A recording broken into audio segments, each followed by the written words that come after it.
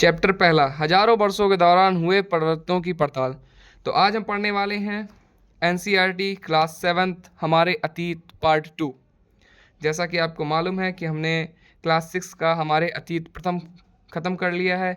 अब हम स्टार्ट कर रहे हैं क्लास 7th का हिस्ट्री, जिसका पहला लेसन क्या है, हजार वर्षों के दौरान हुए परिवर्तनों की पड़ताल। तो हम देखते हैं इसमें मानचित्र 1 और 2 पर नजर डाली। ये है आपका मानचित्र पहला, जो कि 12वीं सदी के भूगोलवेत्ता अल इदरीसी का बनाया हुआ दुनिया के नक्शे का एक हिस्सा, जिसमें भारतीय उपमहाद्वीप को भूमि से समुद्र तक दिखाया गया है। ये देखो बेटा, ये है ना। मानचित्र 1 अरब भूगोलवेत्ता अल इदरीसी ने 1154 में बनाया था। कौन सा? ये वाला मानचित्र। यहाँ जो नक्शा दिया गया है वह उसके द्वारा बनाया गया दुनिया के बड़े मानचित्र का एक हिस्सा है। मतलब जो बड़ा सा उन्होंने मानचित्र बनाया उसका एक छोटा सा ये हिस्सा है, और भारतीय उपमहाद्वीप को दर्शाता है। मानचित्र 2 एक फ्रांसीसी मानचित्रकार ने 1720 में बनाया था। दोनों नक्शे एक ही इलाके के हैं, मगर उनमें काफ़ी अंतर है। अल इदरीसी के नक्शे में दक्षिण भारत उस जगह है जहां हम आज उत्तर भारत ढूंढेंगे, और श्रीलंका का द्वीप ऊपर की तरफ है। जगहों के नाम अरबी में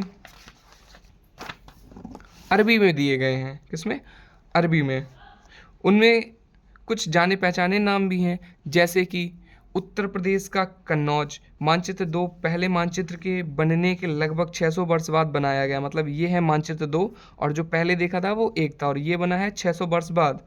इस कालावधि में उपमहाद्वीप के बारे में सूचनाएं काफ़ी बदल गई थी। यह नक्शा हमें ज़्यादा परिचित लगेगा। इसमें यह उसमें विशेषकर तटीय इलाकों के बारीक ब्यौरे देखकर आश्चर्य होता है। यूरोप के नाविक तथा व्यापारी अपनी समुद्र यात्रा के लिए इस नक्शे का इस्तेमाल किया करते थे, जो कि अध्याय 6 में है। अभी देखते 18वीं सदी के आरंभ में ये बना हुआ था मानचित्र। समझे? ये क्या है? आगे देखते हैं। इतनी ही महत्वपूर्ण एक और बात यह है कि दूसरे युग तक मानचित्र अंकन का विज्ञान भी बहुत बदल गया था। इतिहासकार जब बीते युगों के दस्तावेजों, नक्शों और लेखों का अध्ययन करते हैं तो उनके लिए उस सूचनाओं के संदर्भों का, उनकी भिन्न भिन्न ऐतिहासिक पृष्ठभूमियों का ध्यान रखना जरूरी होता है। नई और पुरानी शब्दावली। अगर समय के साथ साथ सूचनाओं के संदर्भ बदलते हैं तो भाषा और अर्थों के साथ साथ क्या होता है? ऐतिहासिक अभिलेख कई तरह की भाषाओं में मिलते हैं, और ये भाषाएं भी समय के साथ साथ बहुत बदलती हैं। उदाहरण के लिए मध्य युग की फारसी आधुनिक फारसी भाषा से भिन्न है। जो बेटा मध्य युग की फारसी लैंग्वेज यानी जो भाषा थी, वो जो आधुनिक युग की फारसी भाषा है वो बहुत ही उनमें डिफरेंट है। यह भिन्नता सिर्फ व्याकरण और शब्द भंडार में ही नहीं आई है, समय के साथ शब्दों के अर्थ भी बदल जाते हैं। उदाहरण के लिए हिंदुस्तान शब्द ही ले लीजिए, आज हम उसे आधुनिक राष्ट्र भारत के अर्थ में लेते हैं। 13वीं सदी में जब फारसी के इतिहासकार मिनहाज ए सिराज ने हिंदुस्तान शब्द का प्रयोग किया था। किसने?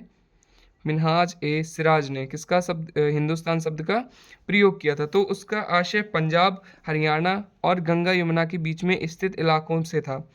उसने यह शब्द का राजनीतिक अर्थ में उन इलाकों के लिए इस्तेमाल किया था जो हिंदी के सुल्तान के अधिकार क्षेत्र में आते थे। सल्तनत के प्रसार के साथ साथ इस शब्द के अंतर्गत आने वाले क्षेत्र भी बढ़ते गए, लेकिन हिंदुस्तान शब्द में दक्षिण भारत का समावेश कभी नहीं हुआ। इसके विपरीत 16वीं सदी के आरंभ में बाबर ने हिंदुस्तान शब्द का प्रयोग, किसने? बाबर ने, इस उपमहाद्वीप के भूगोल, पशु पक्षियों और यहाँ के निवासियों की संस्कृति का वर्णन करने के लिए किया।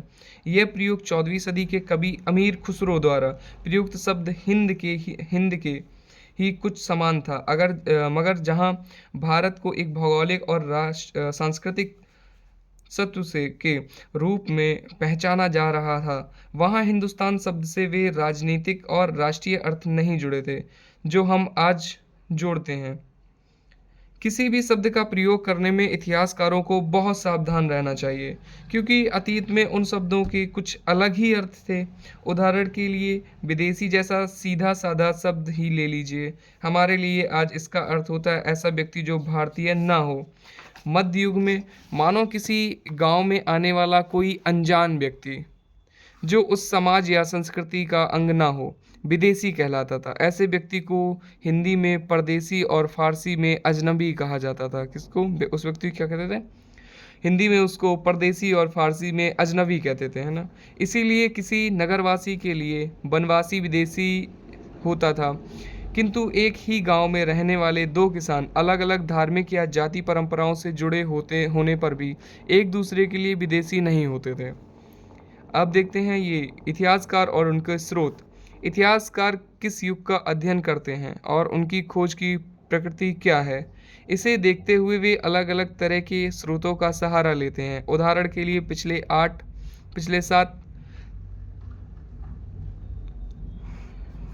पिछले साल आपने गुप्त वंश के शासकों और हर्षवर्धन के बारे में पढ़ा, जैसा कि हम लोगों ने क्लास 6 में पढ़ा हुआ था। इस पुस्तक में हम मोटे तौर पर 700 से 1750 ईस्वी तक लगभग 1000 वर्षों के बारे में पढ़ेंगे। इस काल के अध्ययन के लिए इतिहासकार जिन स्रोतों का प्रयोग करते हैं, उनमें आपको बहुत सी बातें ऐसी मिलेंगी जो पिछले युग से वैसी ही चली आ रही हैं। इतिहासकार इस काल के बारे में सूचना इकट्ठी करने के लिए अभी भी सिक्कों, शिलालेखों, स्थापत्य यानी भवन निर्माण और कला तथा लिखित सामग्री पर निर्भर करते हैं। पर कुछ बातें पहले से काफ़ी भिन्न भी हैं। इस युग में प्रामाणिक लिखित सामग्री की संख्या और विविधता आश्चर्यजनक रूप से बढ़ गई। इनके आगे इतिहासकार सूचनाओं के दूसरे प्रकार के स्रोतों का इस्तेमाल धीरे धीरे कम करने लगे। इस समय के दौरान कागज क्रमशः सस्ता होता गया और बड़े पैमाने पर उपलब्ध भी होने लगा। लोग धर्म ग्रंथ और शासकों के वृतांत, संतों के लेखन तथा उपदेश, अर्जियां, अदालतों के दस्तावेज, हिसाब तथा करों के खाते आदि लिखने में इसका उपयोग करने लगे। धनी व्यक्ति, शासक जन मठ तथा मंदिर और पांडुलिपियां एकत्रित किया करते थे। इन पांडुलिपियों को पुस्तकालयों तथा अभिलेखागारों में रखा जाता था। इन पांडुलिपियों तथा दस्तावेजों से इतिहासकारों को बहुत सारी विस्तृत जानकारी मिली है, मगर साथ ही इनका उपयोग कठिन है। उन दिनों छापे खाने तो थे नहीं, इसीलिए लिपिक यानी जो लोग लिखते थे, या नकलनवीस मतलब जो लोग सेम जैसे जो हम लोग कहते हैं ना नकल करके लिखते हैं, वही हाथ से ही पांडुलिपियों की प्रतिकृति बनाते थे। मतलब सेम वैसी ही कॉपी बनाते, जो दूसरी पांडुलिपि में लिखा होता था उसको किसी अलग पांडुलिपि में लिखा जाता था। इसीलिए उन दिनों छापे खाने तो थे नहीं, इसीलिए लिपिक या नकल नविश हाथ से ही पांडुलिपियों को प्रतिकृति बनाते थे। अगर आपने कभी किसी मित्र के गृह कार्य की नकल उतारी है तो आप जानते होंगे कि यह काम आसान नहीं है। कभी कभी आपको अपने मित्र की लिखावट समझ में नहीं आती होगी और आपको मजबूर होकर अंदाज ही लगाना पड़ता होगा कि क्या लिखा है। फलस्वरूप आपके लिखे में मित्र के लिखे हुए से कुछ छोटे मोटे लेकिन महत्वपूर्ण अंतर आ जाता होगा। पांडुलिपि की प्रतिलिपि बनाने में भी कुछ यही होता है। पांडुलिपियां बनाते हुए लिपिक छोटे मोटे फेरबदल करते चलते थे। कहीं कोई शब्द, कहीं कोई वाक्य, सदी दर सदी प्रतिलिपियों की भी प्रतिलिपियां बनती रहीं और अंततः एक ही मूल ग्रंथ की भिन्न भिन्न प्रतिलिपियां एक दूसरे से बहुत ही अलग हो गईं। इससे बड़ी गंभीर समस्या उत्पन्न हो गई, क्योंकि आज हमें लेखक की मूल पांडुलिपियां शायद ही कहीं मिलती हैं। हमें बाद के लिपकों द्वारा बनाई गई प्रतिलिपियों पर ही पूरी तरह निर्भर रहना पड़ता है।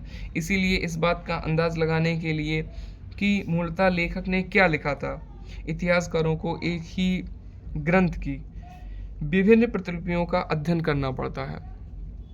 कई बार लेखक स्वयं भी समय समय पर अपने मूल वृत्तांत में संशोधन करते रहते थे। 14वीं शताब्दी के इतिहासकार जयालुद्दीन बर्नी ने अपने वृत्तांत पहली बार 1356 में और दूसरी बार इसके 2 वर्ष बाद लिखा था।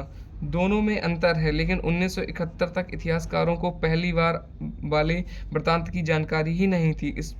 यह पुस्तकालयों के विशाल संग्रहों में कहीं दबा पड़ा है। ये वाला वृत्तांत, ये देखो बेटा, ये लिखा था और ये लिखा था। जैसा कि चित्र 2 में है, लिखावट की भिन्न भिन्न प्रकार की शैलियों के कारण फारसी और अरबी पढ़ने में कठिनाई हो सकती है। लिपि यानी बाईं ओर से वर्ण जोड़कर धारा प्रवाह रूप से लिखे जाते हैं। फारसी अरबी के जानकारों के लिए इस लिपि को पढ़ना आसान होता है। शिकस्त लिपि यानी दाईं ओर से अधिक सघन, संक्षिप्त और कठिन। ये देखो बेटा, दोनों में कितना अंतर है।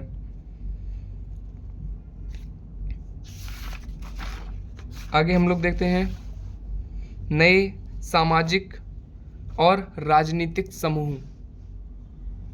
सन 700 से 1750 के बीच के 1000 वर्षों का अध्ययन इतिहासकारों के आगे भारी चुनौती रखता है। मुख्य रूप से इसीलिए कि यह पूरे काल में बड़े पैमाने पर और अनेक तरह के परिवर्तन हुए। इस काल में अलग अलग समय पर नई नई प्रौद्योगिकी के दर्शन होते हैं, जैसे सिंचाई में रहट, कताई में चरखे और युद्ध में अग्निशास्त्रों। मतलब बेटा, सिंचाई के लिए एक रहट अब तो नहीं चलता है, ये देखो ये है, इससे पानी निकाला जाता था कुएं से और इसमें बैलों का प्रयोग होता था, समझे। और कताई के लिए चरखे, मतलब जो कपड़े बुनने के लिए उसको कताई बोलते हैं, उसमें चरखे का यूज होता था, प्रयोग करते थे। और युद्ध के लिए अग्निशास्त्रों यानी ऐसे हथियार यूज किए जाते थे, बारूद और हथियार इस्तेमाल करते थे जिससे आग वगैरह लग जाए, का इस्तेमाल करते थे। इस उपमहाद्वीप में नई तरह का खान पान भी आया, जैसे आलू, मक्का, मिर्ची, चाय और कॉफ़ी। ध्यान रहे कि ये तमाम परिवर्तन नई प्रौद्योगिकियां और फसलें उन लोगों के साथ आए जो नए विचार भी लेकर आए थे। परिणाम स्वरूप यह काल आर्थिक, राजनीतिक, सामाजिक और सांस्कृतिक परिवर्तनों का भी काल रहा। ये देखो बेटा, पहले अपने यहाँ आलू नहीं होता था, मक्का भी नहीं होती थी, मिर्च भी नहीं होती थी, चाय और कॉफ़ी। इस युग में लोगों की गतिशीलता, एक स्थान से दूसरे स्थान पर आना जाना भी बहुत बढ़ गया था। अवसर की तलाश में लोगों के झुंड दूर दूर की यात्राएं करने लगे थे। इस उपमहाद्वीप में अपार संपदा और अपना भाग्य गढ़ने के लिए अपार संभावनाएं मौजूद थीं। इस काल में जिन समुदायों का महत्व बढ़ा, उनमें से एक समुदाय था राजपूत यानी क्षत्रिय, जिसका नाम राजपूत अर्थात राजा का पुत्र से निकलता है। 8वीं से 14वीं सदी के बीच यह नाम आमतौर पर योद्धाओं के उस समूह के लिए प्रयुक्त होता था जो क्षत्रिय वर्ण के होने का दावा करते थे। राजपूत शब्द के अंतर्गत केवल राजा और सामंत वर्ण ही नहीं, बल्कि वे सेनापति और सैनिक भी आते थे, जो पूरे उपमहाद्वीप में अलग अलग शासकों की सेनाओं में सेवारत थे। कवि और चारण राजपूतों की आचार संहिता, प्रबल पराक्रम और स्वामी भक्ति का गुणगान करते थे। इस युग में राजनीतिक दृष्टि से महत्व हासिल करने के अवसरों का लाभ मराठा, सिख, जाट, अहोम और कायस्थ, मुख्यतः लिपिकों और मुंशियों का कार्य करने वाली जाति, जो कायस्थ होती है ना, आदि समूह ने भी उठाया। इस पूरे काल के दौरान क्रमशः जंगलों की कटाई हो रही थी और खेती का इलाका बढ़ता जा रहा था। कुछ क्षेत्रों में यह परिवर्तन अन्य क्षेत्रों की अपेक्षा अधिक तेजी से और पूरे तौर पर हुआ। पर्यावास में परिवर्तन के कारण कई वनवासियों को मजबूर होकर अपना स्थान छोड़ना पड़ा। कुछ और वनवासी जमीन की जुताई करने लगे और कृषक बन गए। कृषकों के ये नए समूह क्षेत्रीय बाजार, मुखियाओं, पुजारियों, मठों और मंदिरों में प्रभावित होने लगे। वे बड़े और जटिल समाजों के अंग बन गए। उन्हें कर चुकाने पड़ते थे और स्थायी मालिक वर्ग की बेगार करनी पड़ती थी। परिणाम स्वरूप किसानों के बीच आर्थिक और सामाजिक अंतर उभरने लगे। कुछ के पास ज़्यादा उपजाऊ जमीन होती थी, कुछ लोग मवेशी भी पालते थे, यानी जानवर, जंगली जो हम लोग यहाँ जानवर पाले जाते हैं ना, गाय, भैंस वगैरह हो गई, बकरी वगैरह हो गई है, भेड़ वगैरह, ही क्या है, मवेशी। और कुछ लोग खेती से खाली समय में दस्तकारी आदि का कुछ काम करते थे। जैसे जैसे समाज में अंतर बढ़ने लगे, लोग जातियों और उपजातियों में बांटे जाने लगे और उनकी पृष्ठभूमि और व्यवसाय के आधार पर उन्हें समाज में ऊंचा या नीचा दर्जा दिया जाने लगा। ये दर्जे स्थायी नहीं थे। किसी जाति विशेष के सदस्यों के हाथों में कितनी सत्ता और प्रभाव और संसाधनों का नियंत्रण है, इसके आधार पर उसके दर्जे बदलते रहते थे। एक ही जाति का किसी क्षेत्र में कोई दर्जा हो सकता था और किसी अन्य क्षेत्र में कोई और।